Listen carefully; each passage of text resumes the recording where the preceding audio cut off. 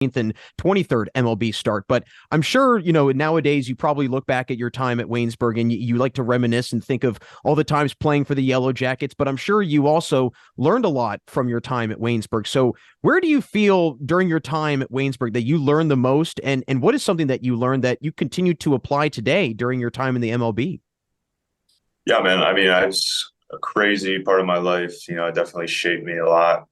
You don't really realize it when you're going through it. But just, the day-to-day time with friends, being able to hang out with your closest buddies anytime you want. It was a special time that, I think I might have took it for granted when I was there, but I think I enjoyed everything I was really involved with. The baseball team was super close knit, so I really enjoyed that group. I really am proud of, the work that we did in the Bonner group also. I learned a lot through that. And as tedious as it was sometimes, I think I learned a lot of valuable lessons through that.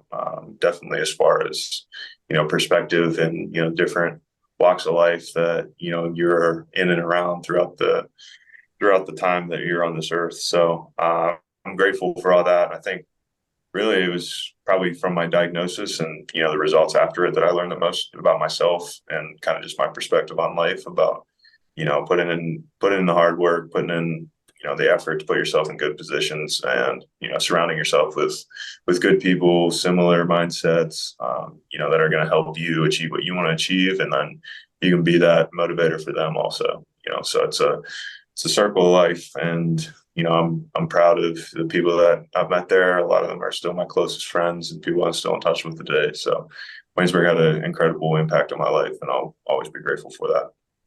Well, it's wonderful that you can, look back with so many fond memories during your time as a Yellow Jacket. And Mason, it's been great to get you on for our podcast special here on the PAC Sports Network. Before we let you run, just one final question for you. And I want to hear what your biggest piece of advice would be to a student athlete that is maybe wavering back and forth on whether or not they want to go to a PAC school or not. So what would be your biggest advice to them to maybe convince them to come to a PAC school to continue their careers both athletically and academically?